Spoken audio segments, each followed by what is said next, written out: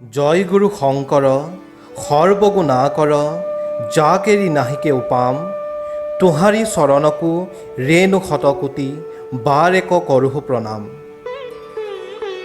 আজি এটা পবিত্ৰ দিন, কাৰণ আজি অসমীয়া জাতিৰ জনক মহাপুৰুষ শ্ৰীমন্ত শংকৰদেৱৰ ৫৭২ সংখ্যক জন্ম জয়ন্তী।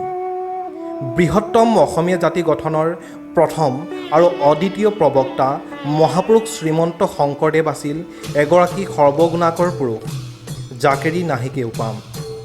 অসমীয়া জাতি আৰু ইয়াৰ ভাষা সাহিত্য চহকী কৰি এক বিশেষ মাত্ৰা প্ৰদান কৰা মহান ব্যক্তিসকলৰ ভিতৰত নিঃসন্দেহে শ্ৰেষ্ঠ স্থান দখল কৰিব তেওঁ।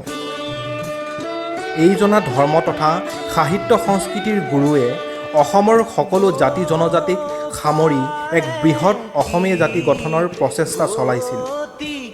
সাম্প্ৰতিক সময়ত জনস্বাস্থ্যৰ পৰা আৰম্ভ কৰি ৰাজনীতিলৈকে যিবিলাক সমস্যাই অসমক গ্ৰাস কৰি আছে, সেই সমস্যাসমূহৰ স্থায়ী সমাধান হয়তো শংকৰদেৱৰ মতাদৰ্শৰ পথেদি আগুৱাই গ'লেই পোৱা যাব।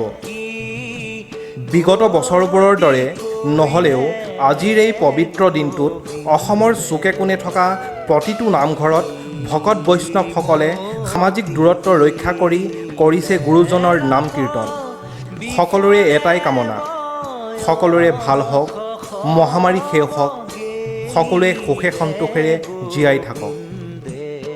News desk report, the north east voice, Assam.